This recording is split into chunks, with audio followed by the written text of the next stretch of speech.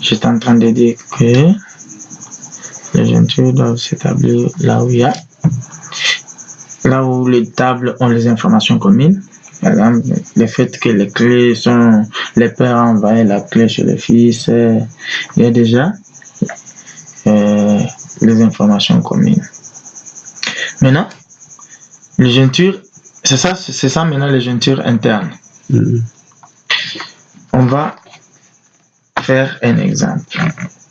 Nous avons nos 3 tables dans la base de données chaîne. Je vais d'abord nous avons nos 3 tables, membres, mouvement et prestations. On va par exemple sélecter les informations dans membres et dans prestations.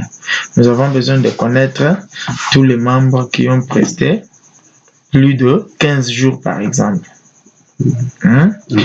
Je vais d'abord voir la structure pour connaître les colonnes desk membre. Je vais desquer aussi prestation.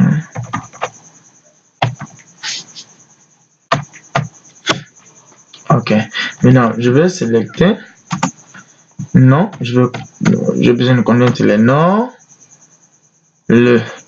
l'adresse et le téléphone membre. Téléphone. Alors, je pars maintenant dans prestation. J'ai besoin des nombres. De quelle table ici? Ça, c'est dans la table membre. J'ai pris les noms, j'ai pris l'adresse et le téléphone. Je viens maintenant dans prestation pour connaître le nombre de jours que ce membre a presté. Nombre de jours prestés, le nombre de jours congés. Jusque là. Ok. For membre. Il va aller rejoindre. Ça c'est maintenant la jointure. Il met joint. Il va rejoindre la table prestation. Ok. Je vais poser la condition de la jointure. C'est on. Ok. On précise les colonnes qui doivent être mises en jeu ou les colonnes sur lesquelles la jointure doit s'établir. On membre. Point. Ok. ID égale à prestation. Je vais expliquer. Prestation. Point. ID membre. ID membre qui est là. ID membre. Ici, ID membre, c'est la clé étrangère venant qui est référencée par ID dans la table membre.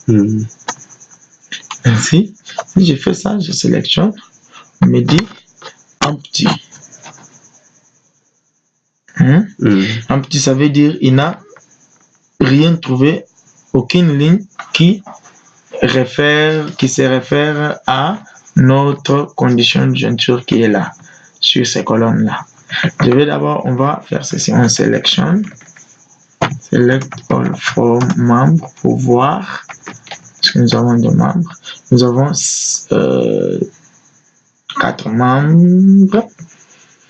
On va sélectionner select all from prestation.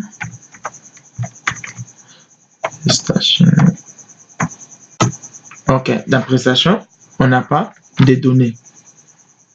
C'est ce qui a fait assez que on nous laisse là-bas en petit. Alors, on va d'abord insérer même une ligne dans prestation. Ok.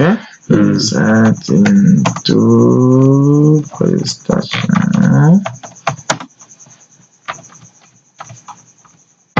Values. Nous avons comme une colonne là dans prestation, nous avons ID default.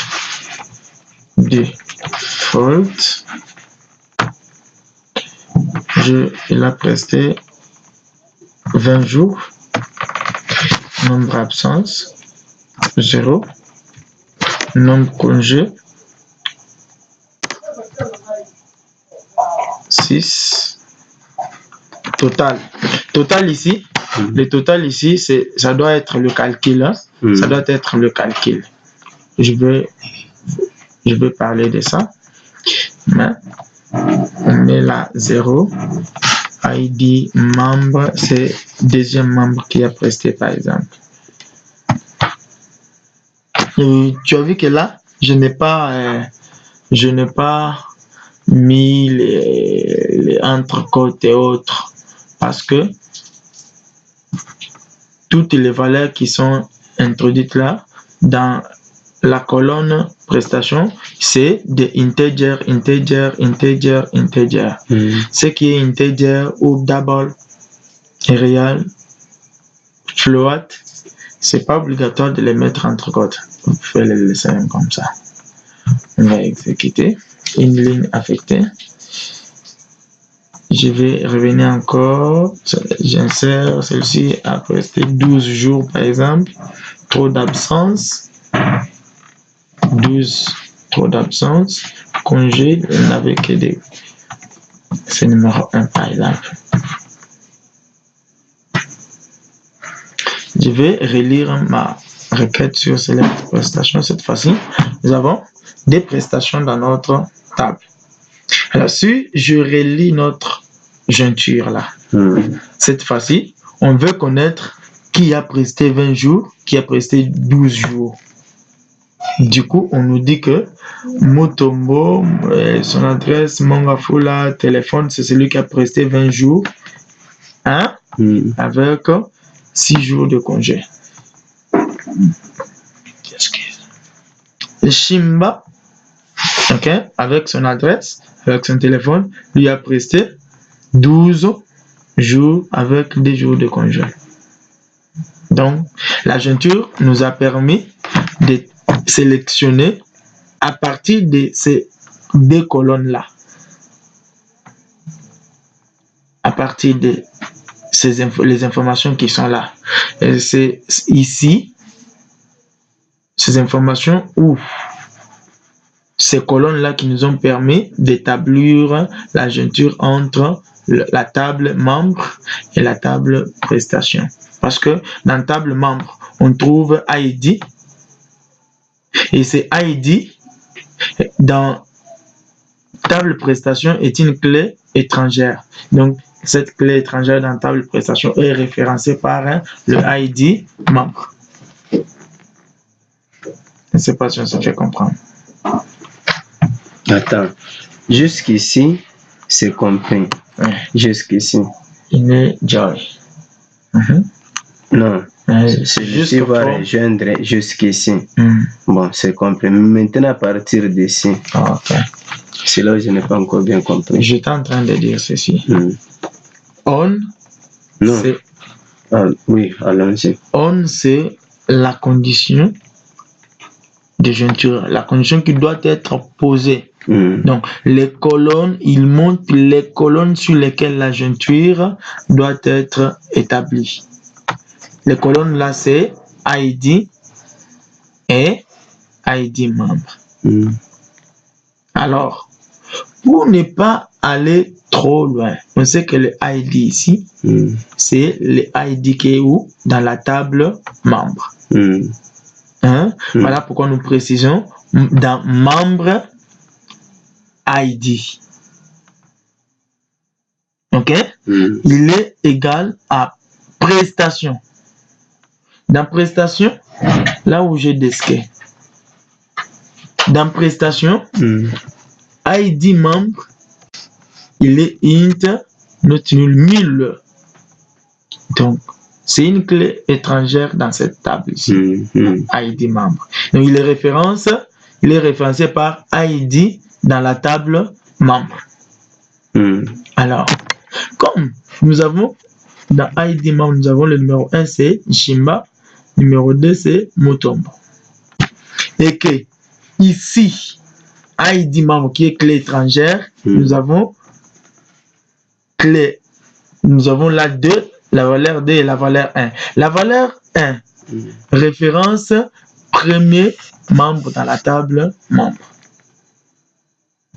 La valeur 2 de ID membre dans la table prestation, référence est référencée par deuxième numéro dans notre table membre qui est Mutombo.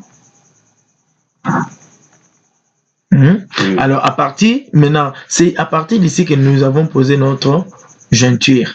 Qu'est-ce que nous avons dit? À partir d'ici, tu sélectionnes dans ID membre, là où ID doit être égal à ID membre. Or, ici, ID membre, nous avons que des valeurs. 2 et 1. Tandis que là-bas, nous avons jusqu'à 6. Maintenant, il met l'égalité dans table membre et la table prestation. À partir de ces deux colonnes-là, ID et ID membre, il met l'égalité, il va prendre tout ce qui est là-bas en égalité avec celui qui est là-bas. Ainsi, il vous sort les informations. Voilà pourquoi, dans la jointure, on nous a sorti les informations là. C'est des informations là. Je ne sais pas si on a compris. Ça sont des colonnes que nous avons précisées. Nous avons dit quoi? Select nom, adresse, téléphone. Donc, nom qui est là, adresse, téléphone. Ces trois colonnes viennent d'où? Viennent dans la table membre. C'est dans membre qu'on connaît le nom du membre, son adresse et son téléphone. Nombre maintenant jour pressé, c'est dans la table prestation. Là. Le nombre jour presté, c'est cette colonne-là. Nous avons nombre jour congé, c'est cette colonne-là. Ainsi, nous s'enguissons from membre. Quand on dit from membre, il ira prendre quoi? Nom, adresse, téléphone. Oui. Il est Joy prestation. Donc, va encore rejoindre prestation. Tu nous prends quoi? Nombre jours prestés et nombre jours congé, c'est ça. Nombre jours prestés et nombre jours congé. Dès que tu rejoins, tu nous prends ces deux colonnes-là dans prestation. Maintenant, viens poser la condition. La condition pour que ces informations soient sélectionnées doit être sur là où ID membre est égal à prestation point, la clé étrangère là. ID membre dans prestation. Dès que tu comprends cette logique, du coup, tu comprends les jointures, c'est fini. Bon, ça va. Maintenant, j'ai écrit d'abord les exemples ici, y compris. Ça, c'est sans poser. Jusque-là, on n'a pas posé la condition. Non, on n'a pas posé de critères. Il n'y a aucun critère. Ah bon? Il sélectionne tout ce qu'il va trouver selon l'égalité que nous avons mis. Parce que là, nous avons précisé l'égalité. L'opérateur de comparaison. Il va comparer. Mais si on posait un critère, par exemple, where, on veut connaître que les membres qui ont presté plus 20 jours, par exemple. Where, nombre. OK? Where, nombre jours prestés, cette colonne-là. Where, nombre jours, where, nombre jours prestés est supérieur ou égal à 20. Supérieur ou égal à quoi? 20. Donc, 20 tu le même déjà. Il va ne donner qu'un seul membre. Donc, parce que dans la table prestation, nous n'avons qu'un seul membre qui a presté 20 jours.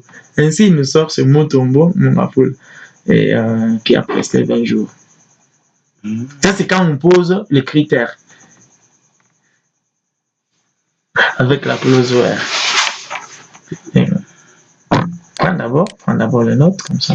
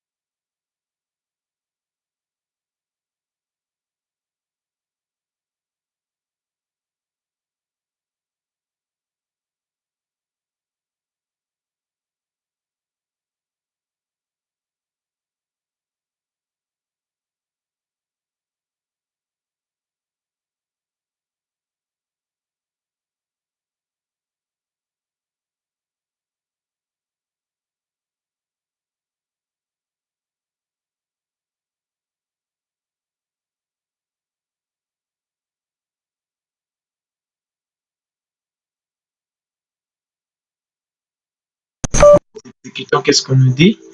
Date, movement, in field, list. Je reviens, je relais ma requête. Qu'est-ce qu'on me dit? Date, ok. Et là, j'ai oublié une chose, il fallait préciser pour séparer. Là. Ok. Ainsi, j'exécute. Ici, quelque chose maintenant, que tu as ajouté. Maintenant, ça vient vaille que vaille. Hein? Vous voyez, les résultats, à des fois, c'est comme si il y a des doublons. Hein? Vous voyez. Mais quand même, ça a exécuté. Mais c'est comme s'il y a des doublons. Alors, sur ce genre de choses, il faut poser les critères. Il faut sélectionner des choses comme ça par critère. Par exemple, pour éviter ce genre de doublon, je peux mettre comme ça. Je mets un critère, par exemple, where, par exemple, je vais dire, where, je peux le faire à partir de la date, where date movement, ok, where date avec ce trait là, égal, ok, égal, je pars prendre la date du 13 là, qui me sélectionne comme ça. Ok. Je viens, j'enlève ici un code. J'exécute. Il me sélectionne. Là, il n'y a pas de doublon. Nous avons que la même date ici. Il y a un membre qui a effectué à la même date deux mouvements. C'était quel mouvement? Il y a sortie des matériaux, sortie des matériaux.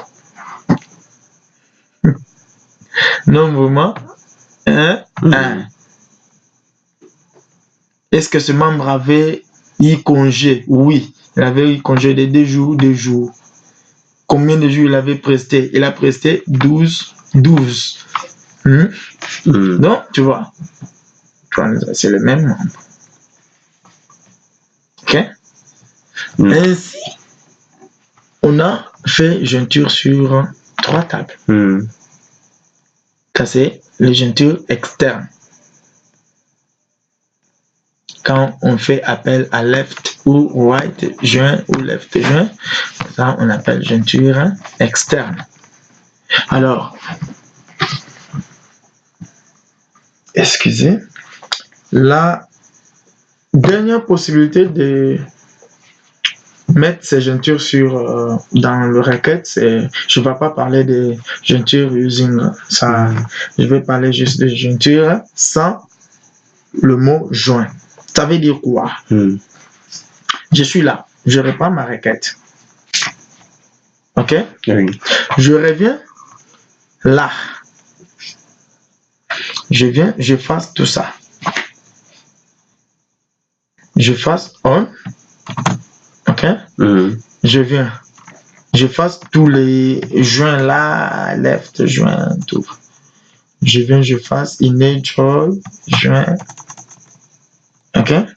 Je vais juste utiliser les requêtes sans le mot joint et que ça nous donne le même résultat qui est au-dessus là. Je vais faire quoi? Je mets seulement des virgules. Je mets la virgule. Ok? Maintenant, je ne laisse pas comme ça. Ainsi, je pose un critère. Where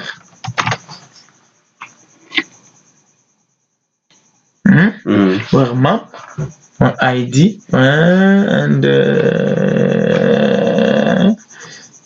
et puis je reviens là. J'enlève d'abord ce critère là. Ici, j'exécute. Le résultat est là. Mais attends, le grand problème que j'ai trouvé, c'est quoi? Oui. Tu vois qu'à partir de end, ici, membre.id égale mouvement. C'est là où il y a des problèmes. Hein? Alors, comme ici, tu avais précisé D à la fin. Pourquoi l'autre ici n'est pas revenu pour la deuxième fois prestation, mais vous avez repris seulement. Les prestations là, oui. Non, ici c'est normal, prestation join. Ici, ici, j'ai utilisé une requête sans le mot joint. Hein? Ça, le mot joint, j'ai utilisé une requête. Donc, ce sont les possibilités que je donne pour que vous ne soyez pas limité. Vous pouvez faire des jointures internes, vous pouvez faire des jointures externes, ainsi vous pouvez faire des jointures sans le mot joint. Je comprends maintenant. Tu vois? Donc, tu as toutes les trois possibilités qui vont te permettre de sélectionner les informations comme tu veux, quand tu veux, comme je ne sais pas comment tu veux. Maintenant, quelle différence entre maintenant les jointures et la procédure stockée? Ok. Puisque je vois que les mêmes résultats que nous avons obtenus ici, peut-être ce sera les mêmes résultats qu'on va obtenir dans les procédures stockées. Merci pour la question. En fait, ce que je peux te répondre, c'est quoi? Les jointures, dès le début, je précisais que les jointures nous permet de sélectionner les informations dans une ou deux ou plusieurs tables. Alors, le procédé stocké, comme son nom l'indique, procédure, mais stocké. Tu vois, le fait que nous soyons en train de sélectionner, c'est un processus pour obtenir ce résultat-là. Oui. C'est un processus, c'est une procédure. Alors, cette procédure ici, nous voulons maintenant la stocker. C'est ça le procédure stockée en soi. C'est pas quelque chose, une notion qui vient, je ne sais pas d'où, non. C'est juste la façon de faire là. Pour obtenir les résultats, c'est une procédure, c'est un processus. Alors, au lieu de commencer à tout moment, de reprendre la même requête avec toutes ces instructions-là, c'est ennuyant. Ainsi, nous stockons cela. On commence maintenant seulement à appeler le nom de la procédure, on l'exécute. On va, bien je n'ai pas encore arrivé là, mais je vais faire un pas d'avance. On crée une procédure stockée là. Create procédure. Procédure. Je donne le nom. La procédure, c'est sélection. C'est ça le nom de ma procédure. Ainsi, je prends toute cette procédure-là, cette requête-là. Je viens la mettre là. Je l'ai ajouté, tu ne vois pas ici. Je l'ai ajouté. Pourquoi ce n'est pas dans les entre parenthèses? Ok. Les entre parenthèses, vous savez, les procédures stockées ne sont pas seulement procédures stockées comme on l'appelle. Et c'est comme ici, c'est simple. Là, ici, ce que nous créons ici, c'est une procédure stockée simple. Ça veut dire quoi? La procédure n'a pas de paramètres. Parce qu'il y a le procédé, il y a possibilité d'utiliser les paramètres input, output. Mais comme dans notre cas, nous n'avons pas de paramètres, je laisse dans la parenthèse vide. Mais sinon, vous pouvez préciser vos paramètres là à l'intérieur. Mais jusque-là, notre procédure est simple, sans paramètres. Ok? J'exécute. La procédure est créée. Ça veut dire quoi?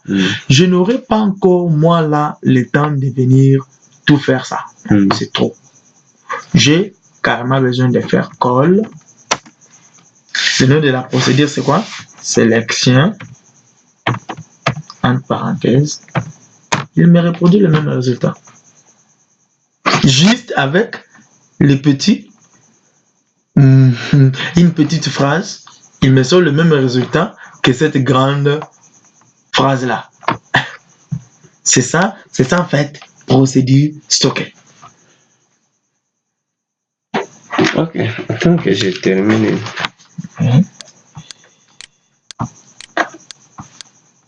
Avec MySQL. Ok. On va créer un view. Il y a des views matérialisés, il y a des views. Je pense qu'on va approfondir lorsque je reviendrai sur le procédé stocké avec paramètres. Et je parlerai aussi de ça. Mais on va juste créer un simple view. On va continuer prochainement. Create view, comme son nom l'indique.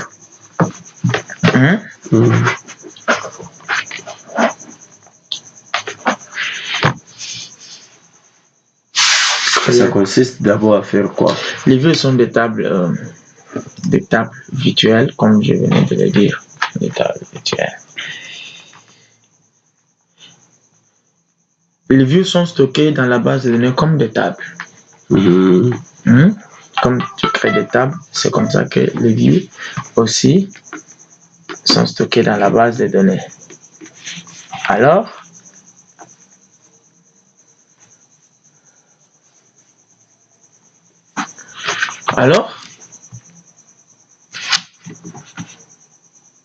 tu peux travailler sur les views comme tu travailles sur les tables normales. Ainsi, par exemple, vous voyez ça, le fait que nous avons ce résultat-là, c'est une table. C'est une table. Quand ce n'est pas dans une procédure stockée, si c'est simplement une requête comme ça, on parle d'une table temporaire. Donc c'est juste une table pour un temps donné. Dès que nous nous déconnectons au client MySQL, tout part. Ok? Mais tandis que le procédé stocké reste, les views restent. Les views restent comme des tables dans la base de données. Par exemple, là, je vais créer create view. Ok? Le nom du view, par exemple, c'est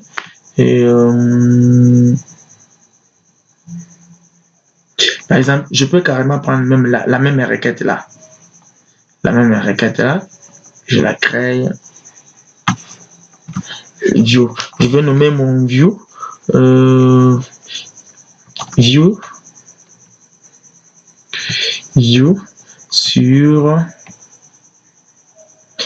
sur sélection par exemple. Ça c'est le nom sur sélection. Ok? As, faut mettre ça. As, je mets ma requête là. Tu as vu? Je crée un view, mais cette fois-ci, il sera stocké comme une table. Ainsi, je peux travailler sur cette table-là, sur les views-là, comme je travaille sur les tables normales. J'exécute, query, ok. Tu vois? Maintenant, je vais d'abord sélectionner pour voir qu'est-ce qui est dans mon view. Select all from. Je te dis qu'on travaille sur le view comme on travaille sur les tables normales. Select all from. Le nom du view c'est view sur sélection. J'exécute, j'ai le résultat. Mais cette fois-ci, si je pars show table,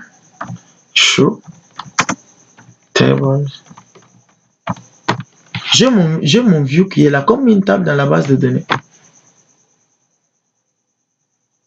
Je peux le desquer.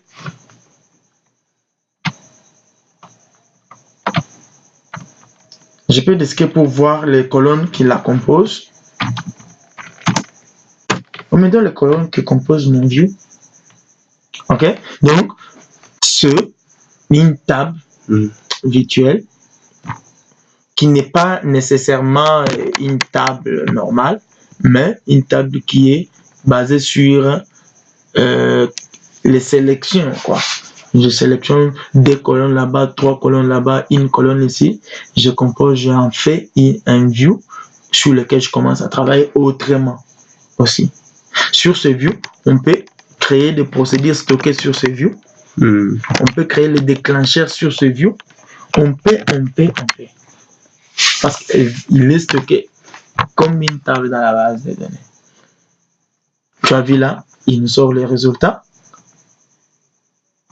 Là, il est stocké comme une table dans la base de données. Là, nous voyons sa description comme une table dans la base de données. Tu vois. Ainsi, je ne t'ai pas parlé comment est-ce qu'il faut. Il y a aussi possibilité de supprimer un. Même la procédure stockée là. Par exemple, si on veut supprimer notre procédure là, je vais faire seulement drop. Ok.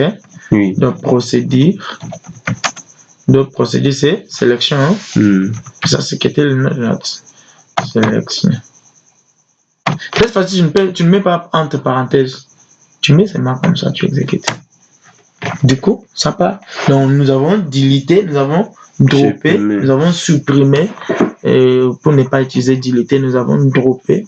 Donc, supprimer notre procédure.